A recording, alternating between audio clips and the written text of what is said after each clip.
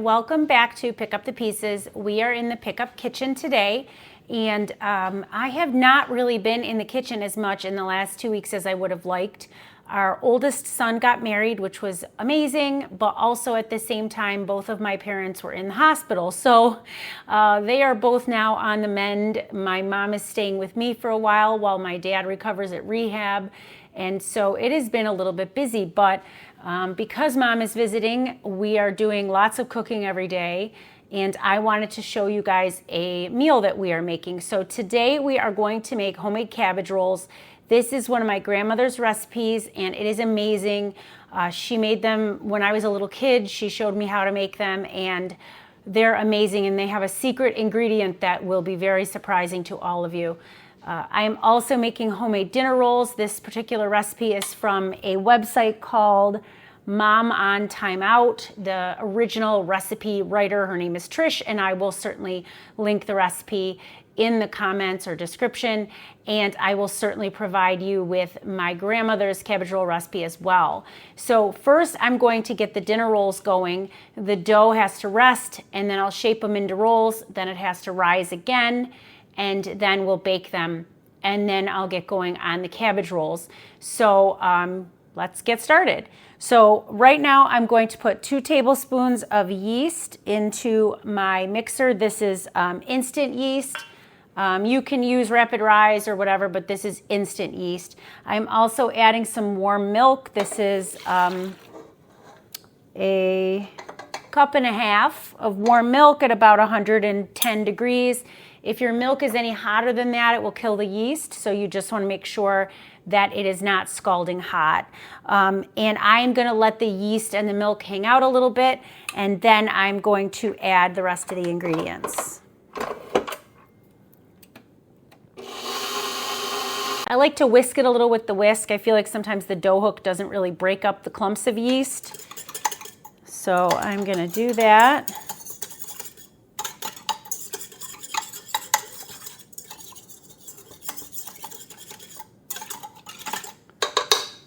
Our milk and yeast, I'm also going to add 1/3 cup of sugar.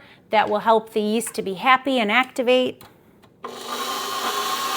So I'm just going to let the milk and the yeast and the sugar sit for a few minutes. I know that my yeast is active. I know that it's alive, and it will certainly do its job, but I do just like to let it sit for a minute and kind of get going. I like the yeast to start working in the warm milk and with the sugar before I add everything else. I feel like when you do this, it might rise a little bit faster, not by much, but it'll save you a little bit of time.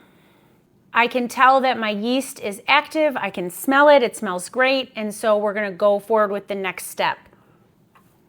Next, we add 1 egg.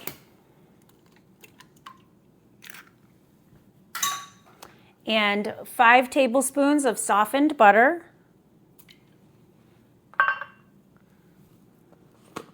We need a teaspoon of salt, and I am using kosher salt for this. Now, the recipe for this bread says to use 4 or 5 cups of all-purpose flour. Every time I've ever made it, I've always used all 5 cups. But at this point, you're just adding 3 of the cups of flour, and then you're going to let the dough mix for a little bit. I've already pre-measured my flour. I'm just going to scoop out my 3 cups, and then I'll add the rest later.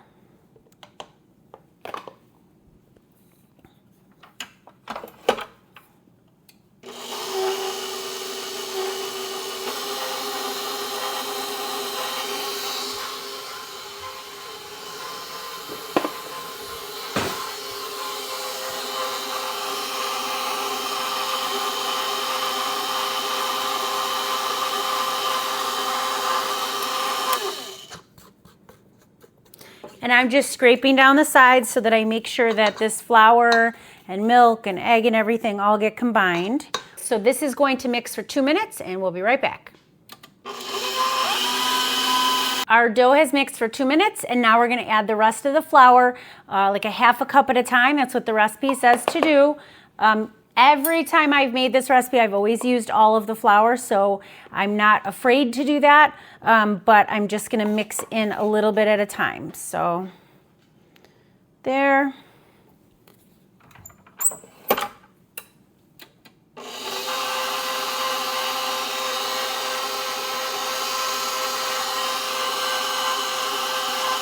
Again, I know I'm adding all this flour, so even though my little first batch here of flour isn't completely mixed in, I'm not worried about it.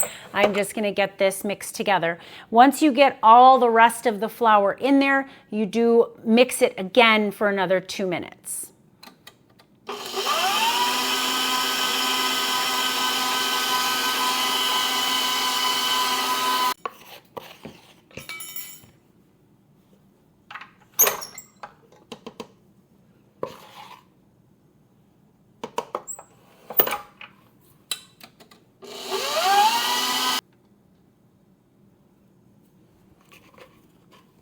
So I was just feeling the dough, and the recipe says that you want the dough to be a little bit sticky and pulling away from the sides of the bowl. And right now, I would say this dough is sticky, but it's also not just sticky, it's like wet. And so that is not going to be easy to shape later, even as it rests and even as the liquid is absorbed into the flour while it's rising. I am definitely going to add this little last half cup bit of flour here. My instinct is just telling me that this flour is necessary. Even though my dough is pulling away from the sides of the bowl, it looks okay, but it's not quite right. So this last little bit of flour is going in.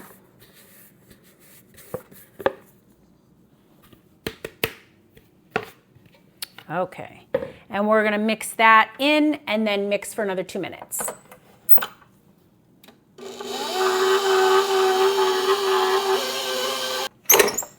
And that already looks a lot better.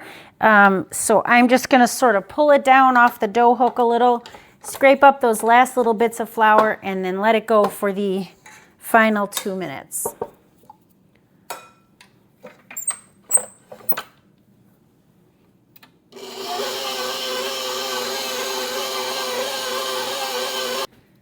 Our dinner roll dough is definitely ready now.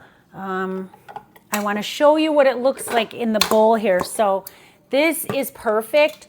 The dough has sort of attached itself a little bit to the hook, but it pulled away from the sides of the pan. It is a little bit sticky. It's not too dry, but I don't have a lot of dough residue or bread residue on the sides of the bowl. This is how you know that you need the full amount of flour. If your dough looks like this at 4 cups of flour, then don't add the last cup. But for me, I know that this is what the dough is supposed to look like, and it did not look like that after 4 cups of flour. I needed that last cup. So this is going to go in an oiled bowl, and I'm just going to get the mixer out of the way.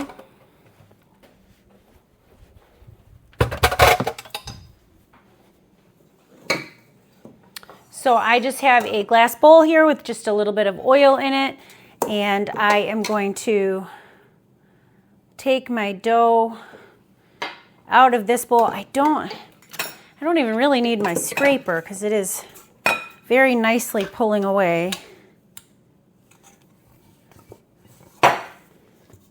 And see, it came out of the bowl very nicely, which is kind of what you want. So this now is just going to get coated with a little bit of oil. And then I am going to put this in a warm place, like a warm corner in the kitchen, and cover it here with a dish towel. And we will check it in about 30 minutes. It should double in size.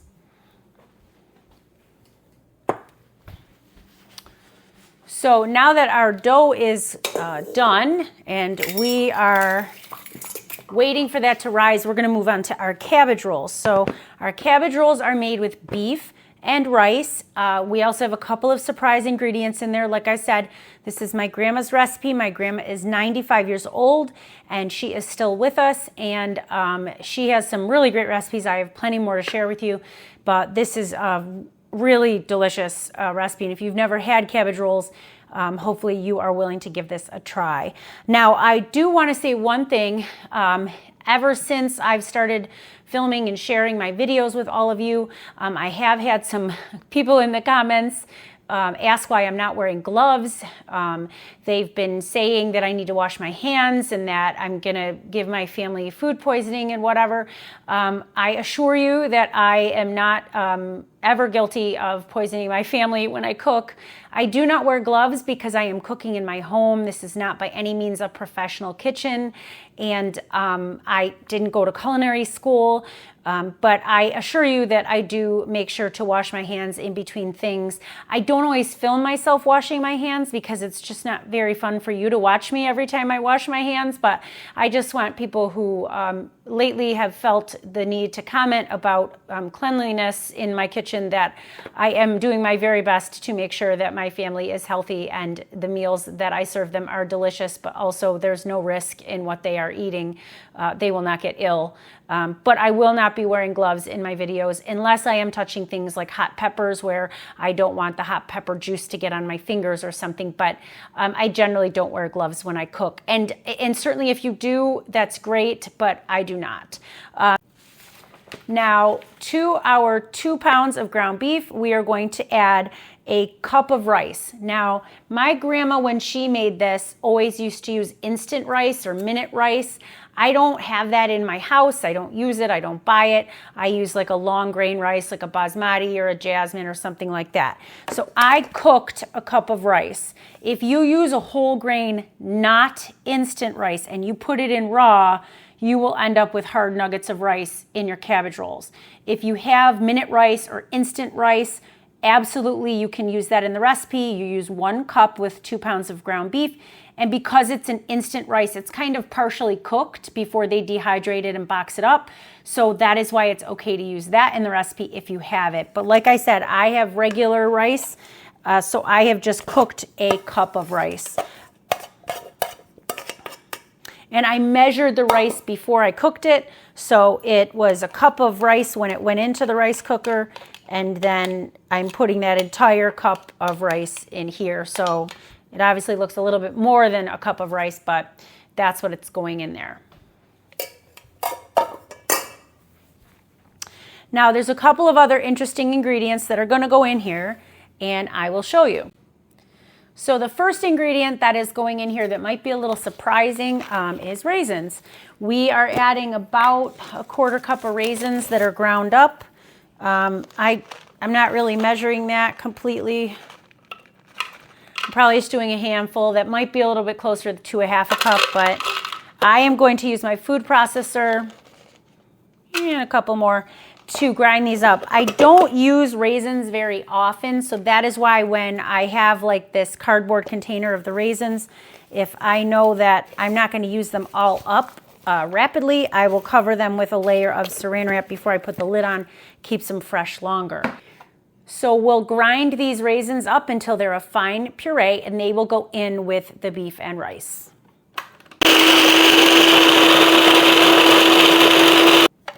You will be able to tell when your raisins are ground up enough if they sort of form a little bit of ball in there. The ground up raisins will just kind of clump together. That's completely fine. I'm just going to carefully remove the blade, and then I'm going to take this little ball of ground up raisins, and I'm going to just kind of break it apart in little bits here so that when I mix it with the meat and the rice, it's not going to be like this one big lump in the center or something. And I don't want to over mix this, so it's easier if you sort of break them apart. And I am going to mix these together now. As I'm coming across the bits of raisin, I'm kind of separating them forcefully so that they don't stay lumped together.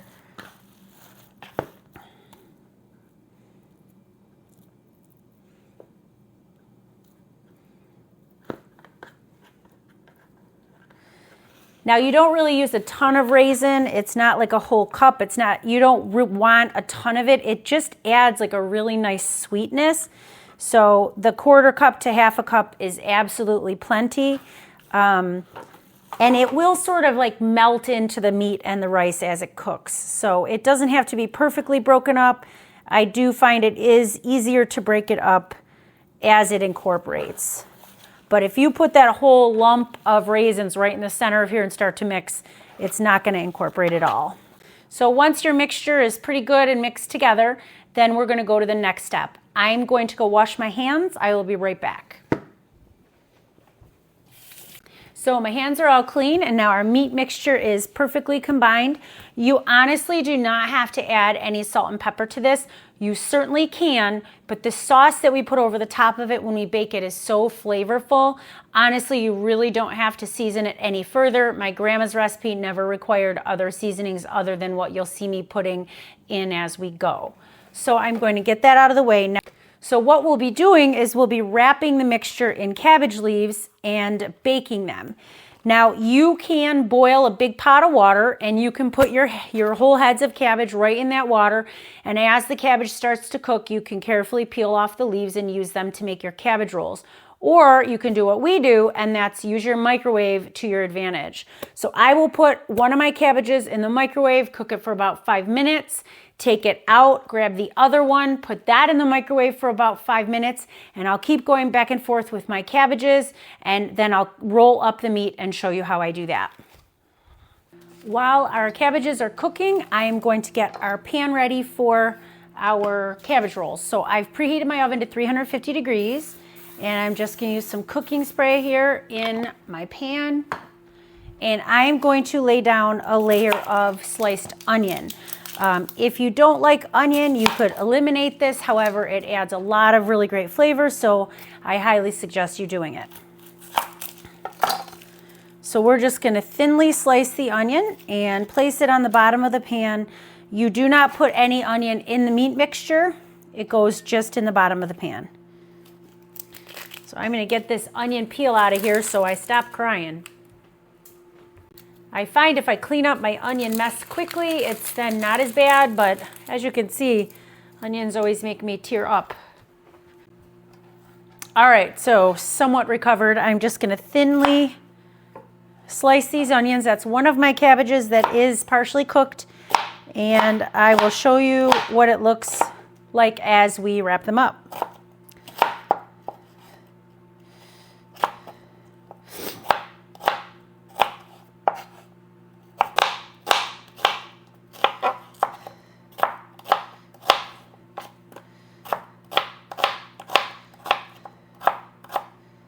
Okay, so this recipe called for 1 large onion, but my onions were a little smaller, so I ended up using like 2.5 onions, and I'm just going to put them in the bottom here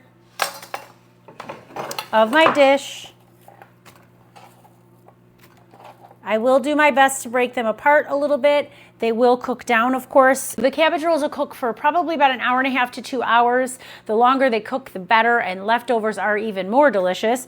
And like I said, you're just gonna get these onions so that they're sort of in a single layer at the bottom, kind of break them apart a little bit. But they will cook down, and they're just gonna form like a bed for the cabbage rolls. So that is all set. We're gonna get this out of the way.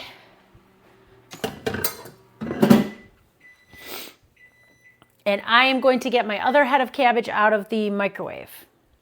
And what I'm going to do is just start peeling off these leaves. Now, I took off the very tough green leaves that were on the outside of the cabbage and threw them away. And then I also cut the end of the cabbage off. And all I'm going to do is carefully peel off these leaves, and you want to leave them whole. You don't want them to rip. Do your best to avoid tearing them, because you want whole cabbage leaves to hold your filling for you. Now, if it starts to become difficult to peel back your leaves, then you're just gonna put your cabbage back in the microwave for another 3-4 minutes, and you're gonna keep repeating this until your whole head of cabbage has been easily peeled. So I can tell now these ones are a little bit harder to peel, so this cabbage is going to go back in the microwave for about 3 minutes.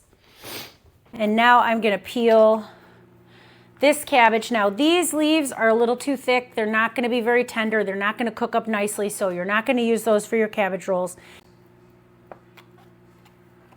The innermost cabbage leaves are going to be the softest ones.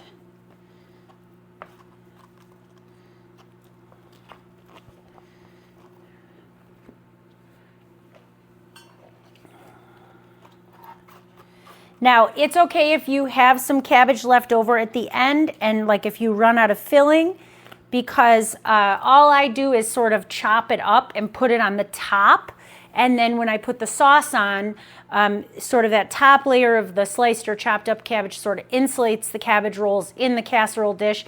We're going to cook it covered so that they steam and cook and the sauce bubbles through. And then near the end, you can take the cover off and test them. If they're not done enough to your liking, then you can put them back in the oven with the foil or the covering off of your pan and cook them a little bit longer.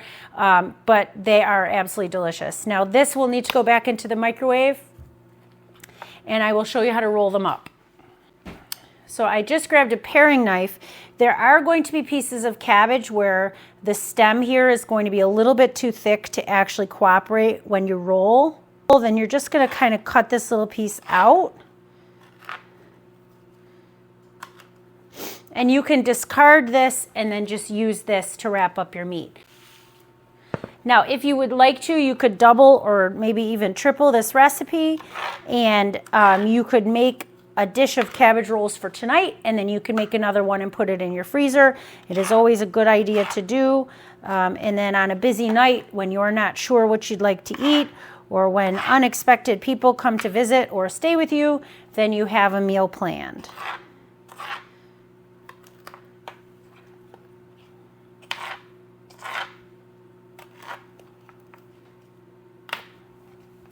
So I'm just getting rid of these tough stems. And now I'll show you how to make a cabbage roll. So you're going to take sort of a heaping tablespoon of filling, and all you're going to do is wrap this up like you would like a burrito, I guess. Or if you saw me make my pizza rolls, then you're going to wrap it like you do the pizza rolls. So you're going to wrap it over and fold it and then just roll. You are going to pack these cabbage rolls tightly into the dish, and they will keep each other rolled up, and they will be perfect. And I will show you what that looks like when they're all rolled up.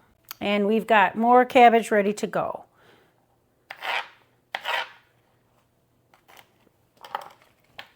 So again, all you're doing is taking like a spoonful of your filling,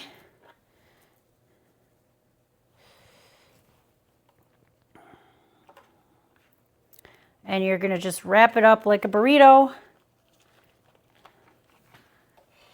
and you're going to put it in your dish. And you're just going to repeat that until you've used up cabbage and you've used up meat. Now, if you have really tiny cabbage leaves, then use just a little bit less filling.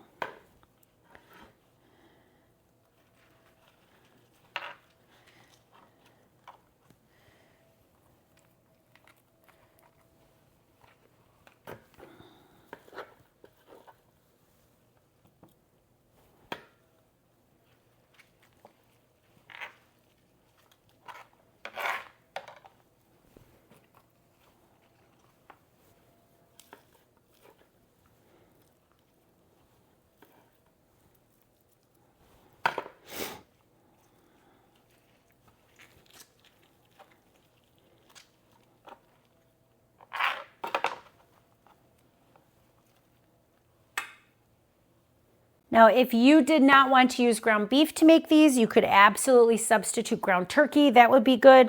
I've never made them with ground chicken, but I feel like that would be fine as well. Really, any kind of ground meat is best. We have always used beef, but again, if you have some turkey on hand and you want to use it up, then absolutely give that a try.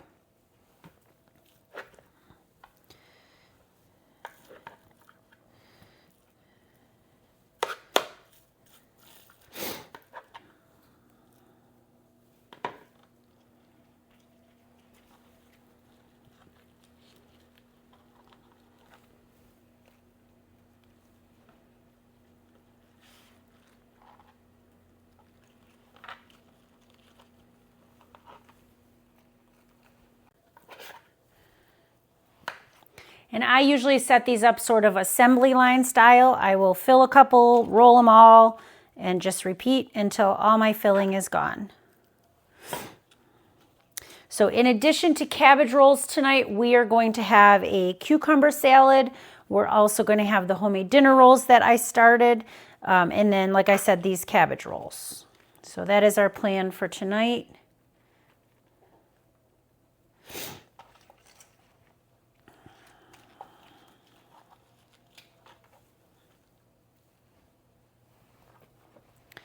And so I just microwaved these cabbages a little longer, and now you can see these inner leaves are a little more tender and they will peel off easier because they've basically been steamed in the microwave. Like I did say at the beginning, you can certainly boil your cabbage. You can get a pot going on the stove and you can dunk your whole cabbage in there. What I find is that it's very hard to get the cabbage out. It's very hot and it's messy because you're going to get cabbage water everywhere, and then your whole house is going to smell like boiled cabbage. So I find using the microwave to do this is much easier. I feel like it's quicker and it's less messy.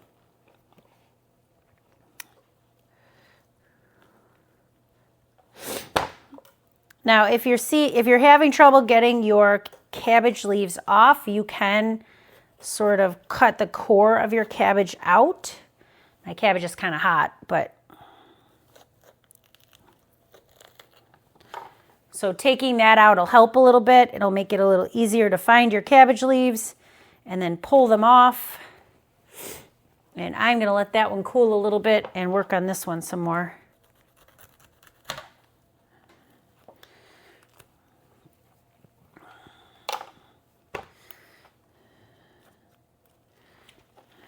Let's see, they come off, and this one's a little cooler, so it's easier to deal with. And those leaves are starting to tear a tiny bit when I peel, so this will go back in the microwave for another 2 minutes. So again, I'm just going to take out the center core if it's a little bit tough. These ones are very tender and they're a little bigger, but there isn't as much of a core there.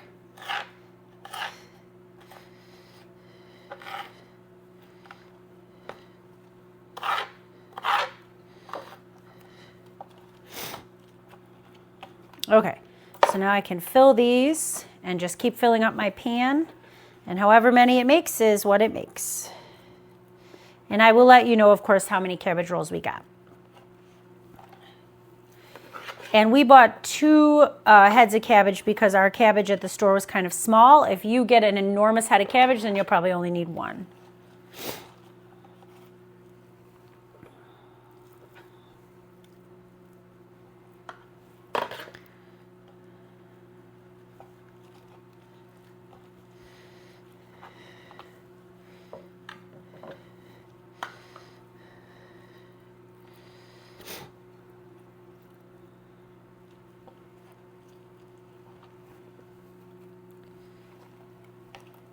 Now, you don't have to make sure that each cabbage roll is absolutely perfect and has the same amount of filling in them.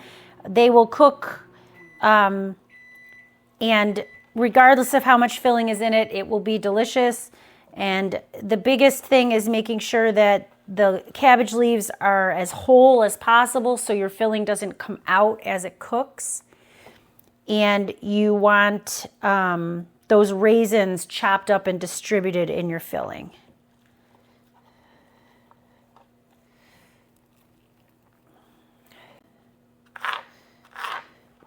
Now, if you end up with a piece of cabbage that ends up looking like this, and you really can't use it to roll another actual whole cabbage roll, you can use sort of these little bits to help patch up a cabbage roll if it tears a little bit. That way they can sort of be your patch cabbage rolls. And you can also set these on the top. They're delicious to eat. There's nothing wrong with them, especially when they cook with the meat and the sauce and everything. But if if one of them tears on you, it's fine. Just you can use it to piece together another roll or just have it be on the top of the casserole, I guess you'd call it. And we don't waste any of the cabbage. If if there's cabbage left and I run out of filling, like I said, I just chop it or cut it or slice it and put it on the top, and we eat the cabbage. And this is an example maybe here with this cabbage roll having an opening where you use this to patch. So you can kind of set this little piece of extra cabbage down and use it to kind of fill a gap. So then when you roll, it doesn't fall apart.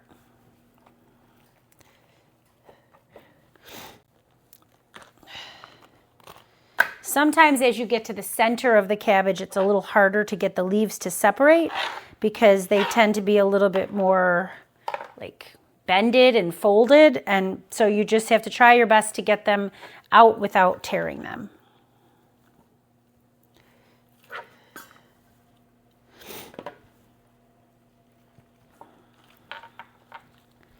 And my goal is to just get as many cabbage rolls as I can before I run out of meat or cabbage.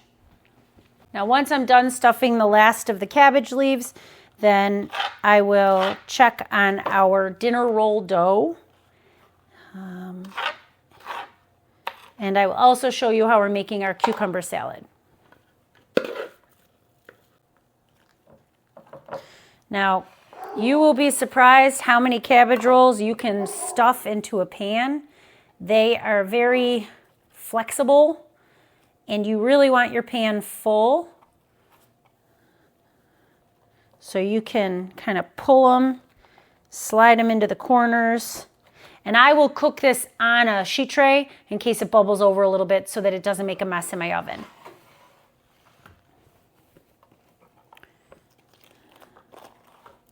So it looks like I probably have enough meat for maybe 3 more rolls. So I will get these last couple rolls made, and then we'll make the sauce. So it looks like we have 1, 2, 3, 4, 5, 6, 10, 11, 12, 13, 14, 15, 16, 17, 18, 19, 20, 21, 22, 23, 24, 25, 26. So I got 27 rolls out of the ingredients that I had. Now, like I said, we don't waste the cabbage. We will cut this up and we will sprinkle it over the top.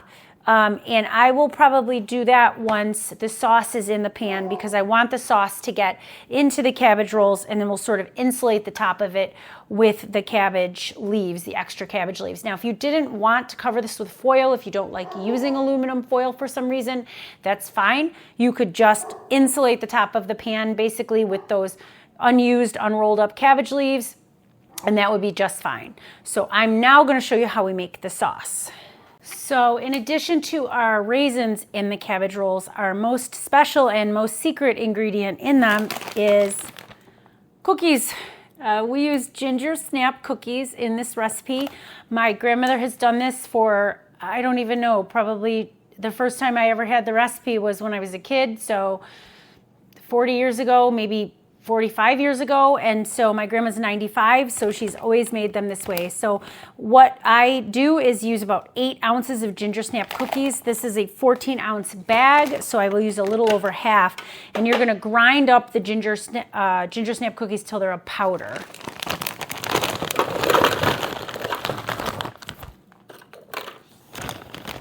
So that looks to be about right. The rest are just make a good snack.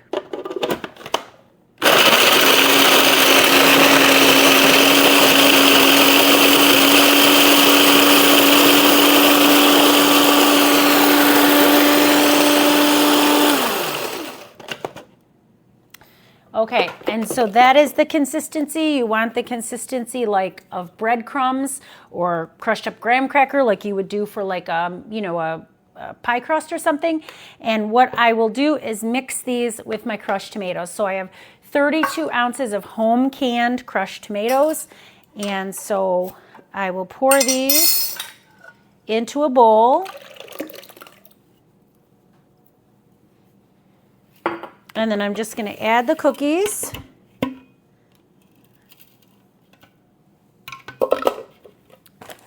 Okay, the other thing that we add is a 1/4 cup of vinegar. This is just white vinegar, but you could use apple cider vinegar as well. That would be delicious. I would not recommend balsamic or sherry vinegar or anything like that. You want apple cider or white vinegar. And then we are going to tuck 2 bay leaves right into the casserole somewhere. Just make sure you don't eat them.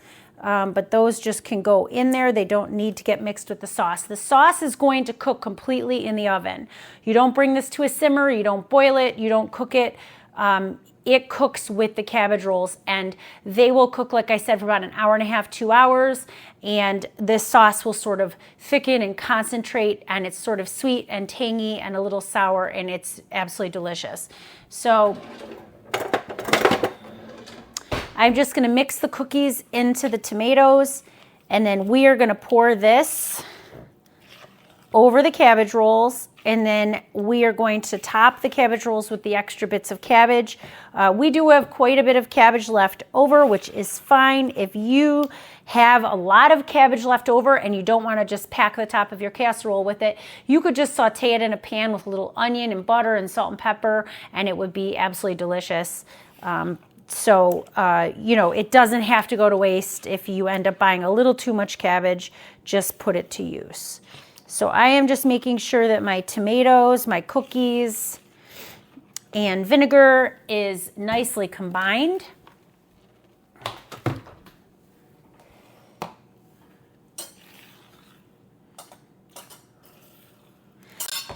If you wanted to, you could make the sauce first, and you could pour a little bit of it in the bottom and then add a little more to the top. I never have done that. It is absolutely acceptable to do so, but you just want to add it to the pan. And when I add it to the pan, I will sort of move the cabbage rolls around a little bit so the sauce gets in between them all.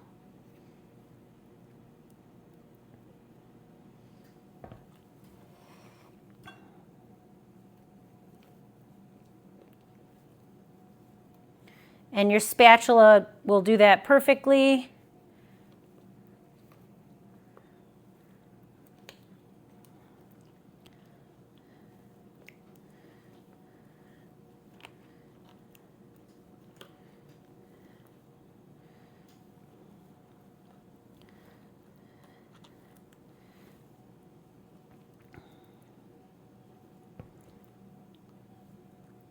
And I'm just going to make sure that the sauce is completely surrounding all of these cabbage rolls. Again, my hands are clean. I have washed them, and I'm just making sure that I'm distributing everything. And you don't want all of your sauce to sit on the top and then just bubble over. You want to kind of nestle it down in there.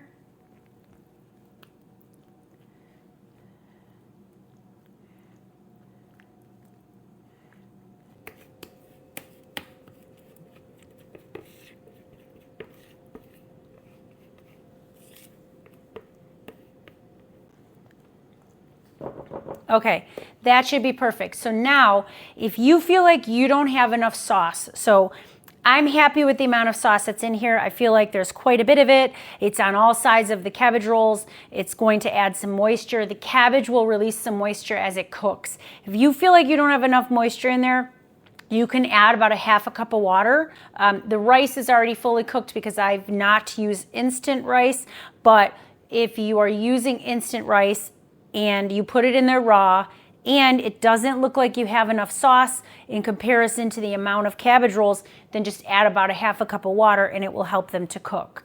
Now I'm just going to take some of our extra cabbage and kind of layer it on the top. Like I said, it's just a good use of your extra cabbage. It kind of insulates them in. And it's tasty. We'll eat this with our cabbage rolls. I'm going to call that good, and I'm going to cover it with foil.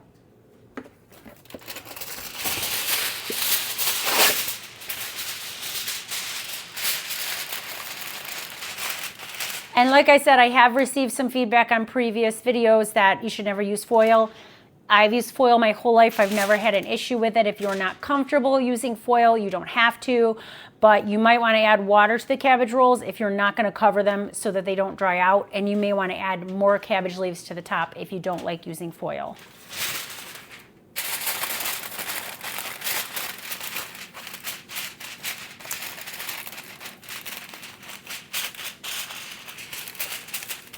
So these are tightly covered, and I'm now going to put in a 350-degree oven, and I will check after about an hour and a half to see how they're doing. Our dinner roll dough is good to go. It has doubled in size. Now, I like to have my dinner rolls be all exactly the same size. I don't like to have like a couple little ones and a couple big ones, and I kind of like them to be uniform. They bake more evenly and they look nicer if they are all the same size. So what I do is I weigh them in grams.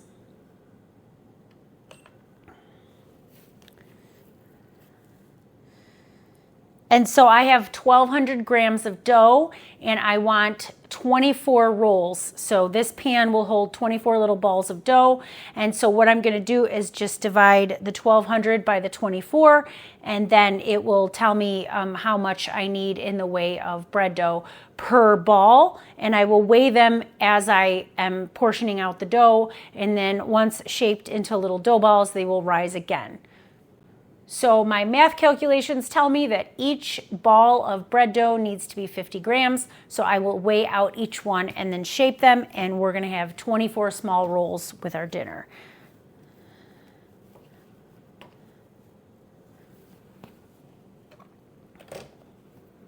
And I know that these little balls of dough seem small, but when they sit and proof for a while, they will puff up. And when they bake, they will puff up even more. And you will end up with like the perfect size little dinner rolls. I think one Thanksgiving, my daughter ate 7 of them. So they are our favorite. We tend to make them for a lot of family holidays, and they always disappear. And a kitchen scale is a very handy tool to have. Some recipes for baking, like baked goods, will call for a certain amount of flour by weight rather than by measuring cup. So having a food scale in your kitchen is a very useful tool. I will link the one that I use down in the description box. So I just realized that this whole time I've been weighing out 24-gram balls of dough when I should have been weighing out, or like 50. So all of a sudden I realized I had way more than 24 balls of dough. But that's just my brain right now. I think it's because we've had a very stressful couple of weeks, and so whatever. But it's 50 grams of dough per ball. You'll get 24 balls. And when you make your bread dough, you have to weigh it, because you are putting in your ingredients, and the way you level off your flour may change the size of the scoop of flour that you use. So you want to weigh your dough and then divide it. And like I said, you don't have to do that. I just like to do that. So 3, 4, 5, 6, 7, 8, 9, 10, 11, 12, 13, 14, 15, 16, 17, 18, 19, 21, 22, 23, and this is 24. So now that I have figured out what I was doing wrong, I'm just taking each ball of dough and pinching the ends together, and then I give it like a little twist here on the counter, and I put it in my pan. Oh, and the pan, which is just a glass baking dish, is going to get sprayed with some cooking spray. You could use oil if you don't want to use cooking spray, but now I'm just going to take these dough balls, gather them together so that they are smooth.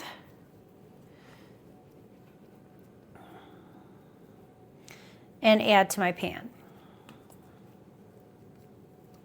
So again, just grab your ball of dough. I pinch it together so that the top of it is smooth. Roll it a little on the counter to shape it, and put it in the pan. And I'll do 6 rows of 4 dough balls in each row in my pan.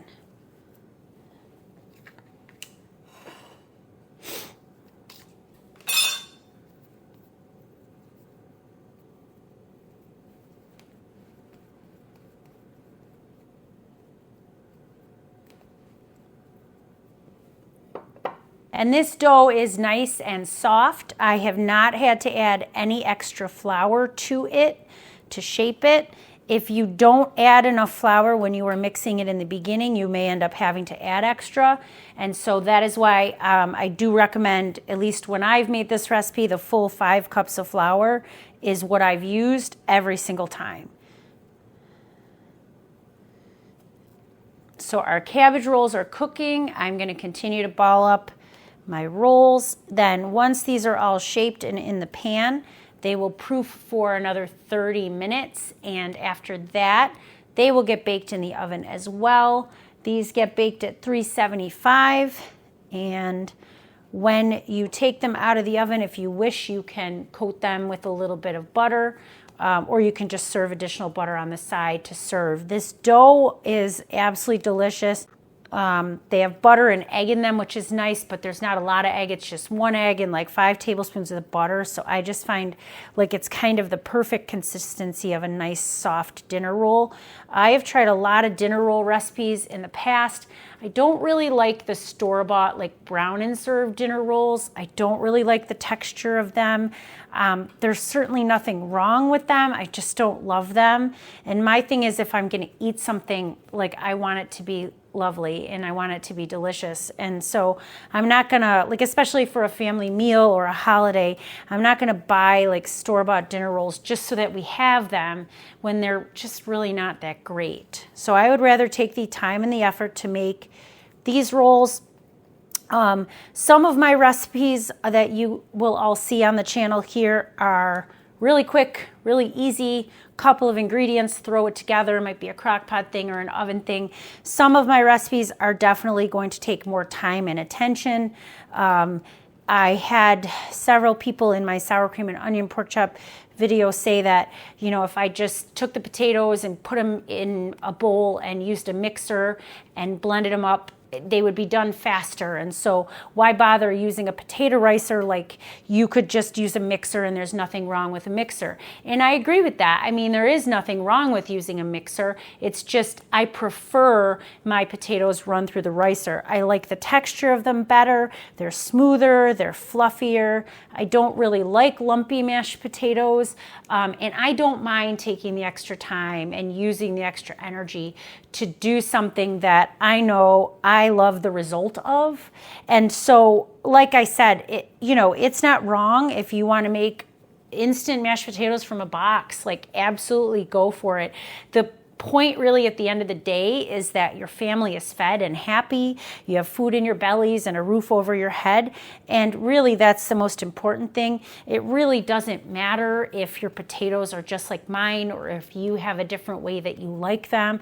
I absolutely appreciate everybody's feedback on the videos, as long as it is kind, and I do ask that people continue to make comments that are kind.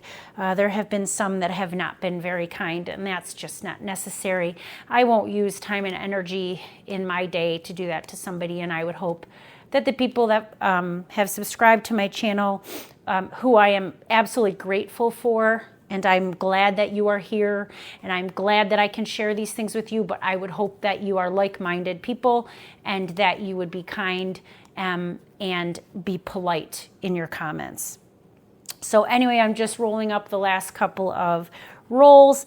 I will cover these and we will let them proof for another 30 minutes, and I will show you what these look like when they go into the oven. Our cabbage rolls are cooking, and our cucumber salad we will make up at the last minute. So I am just going to get these last 2 rolls in, and then I will show you what everything looks like when we are close to serving dinner. All right, there we go. So it has been an hour and a half. I'm just gonna take a look at our cabbage rolls and see how we're doing. I am glad I put them on this baking sheet because they are dripping a bit, and they are getting there. As you can see, the cabbage on the top is cooking. It's starting to wilt. The sauce is nice. It does kind of mix itself through as it cooks and as the liquid from the cabbage starts to cook through. It is bubbling nicely. I'm gonna leave it covered and I'm just gonna keep it cooking. It is absolutely fine for these to cook for like 2 hours. So it's been an hour and a half. It's almost 5:30. We're gonna eat at about 6. And so I'm gonna let these cook for another 30 minutes. And then as soon as my bottom oven is done preheating, I will be putting our rolls in. Let me show you what they look like. Our dinner rolls have risen nicely. There are 24 perfectly puffy dinner rolls ready to go in the oven. So I have my bottom oven preheating to 375, and when that is preheated and ready, these will go in the oven and they will bake for about 12 to 15 minutes. I always check them after 12 minutes, and if they need a little bit more time, then they can cook a little longer. I like to make sure that the bottom of each roll is a little bit brown, and because I'm cooking it in a clear dish, it's very easy to see if the bottom is cooked or not. So I will show you these when they come out of the oven. Our dinner rolls just came out of the oven, and this is what they look like. And we're just gonna let these cool, and we'll serve them with our meal. Our cabbage rolls are done. I just pulled them out of the oven, and this is exactly what you want to see. The cabbage pieces at the top have wilted down, maybe caramelized a little bit. The sauce is nice and thick, and I will show you what this looks like on the plate when I cut them open. Our dinner's almost ready. Our cabbage rolls are ready, and our dinner rolls are ready, but I wanted to make something kind of fresh and light to go with it, so we're gonna make a cucumber salad. So this is a cucumber and red onion salad with a vinaigrette. It's not a cream-based cucumber salad, but we're doing like a vinaigrette-based one tonight. So this is my Müeller chopper, and I'm just gonna use this carefully to slice up some cucumbers.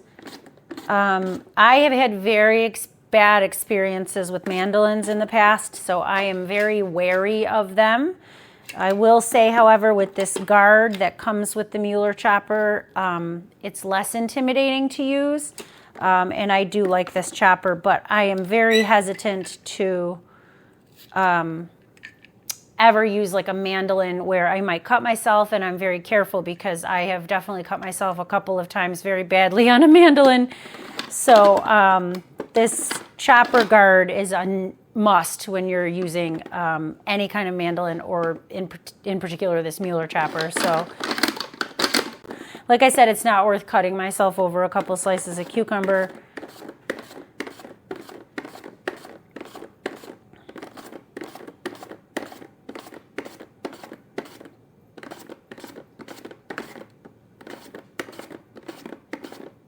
And the recipe called for 2 medium cucumbers, so we're just using like 1 large English cucumber. And then we're supposed to slice up very thinly a red onion, so I'm going to do that on this chopper as well, very cautiously. Like I said, I'm not a huge fan of slicing off any fingers.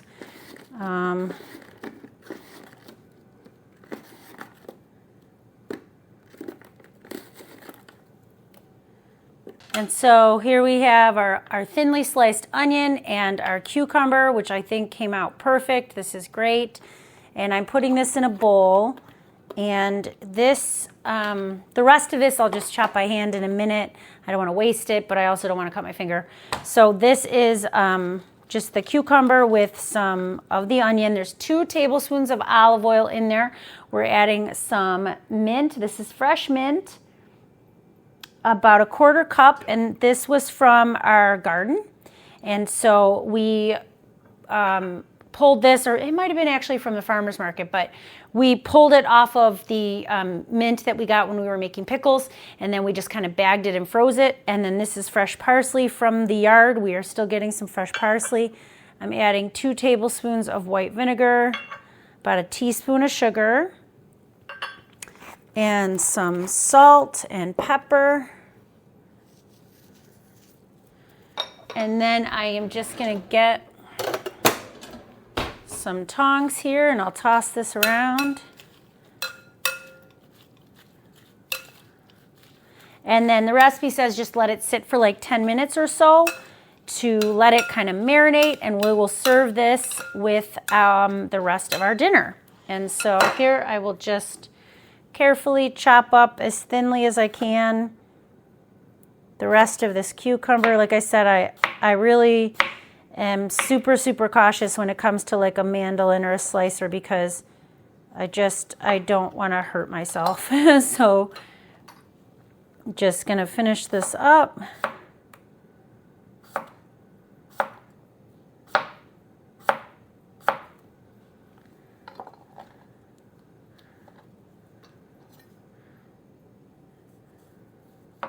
That one's a little thick.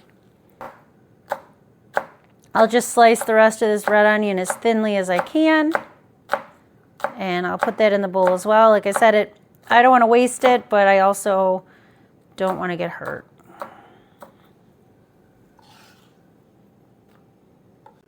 I think that's good enough. I feel like there's a little bit of onion left that I didn't cut, but I feel like this is really a perfect amount of onion for this salad. I'm going to taste this just to make sure there is a good balance of the sugar and the salt and pepper. If I need to add a little more oil or something, I will do that. So let me just kind of give this.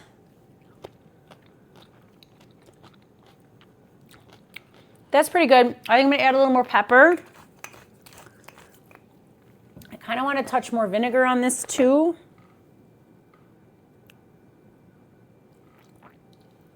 I'm not going to add any additional salt. As I said earlier, my mom's been staying with us for a little while, and she is not allowed to have a lot of salt in her diet. So if we wish, we can just add extra salt to our individual servings rather than putting too much in the dish. So this is the side dish that is going with our dinner, and when I plate up my meal, I'll show you what it looks like. I want to thank you so much for watching. I appreciate that you are here. It is so much appreciated in the last couple of weeks that we've gained some new subscribers, and you guys are enjoying our videos and all of the positive comments, and it's just so great. So I want to say thank you again for watching. If you haven't already, please consider subscribing to the channel. Again, we just appreciate that you are here, and we hope you have a great night. Here is my finished plate. Now, I will probably have more than one cabbage roll, but I just wanted to show you guys what it looks like inside. But there is the meat, the cabbage, the sauce, and cabbage rolls are one of our family's favorite meals. Very tasty, good winter meal. And if you are trying to get meat to stretch and go a long way and feed a lot of people, this is the perfect meal for that. And then here is our cucumber salad. And then these are like literally the best dinner rolls. Like the texture of these rolls is so perfect. They're so soft inside and perfect on the outside. I really hope that you have a chance to try this meal. Thanks again for watching.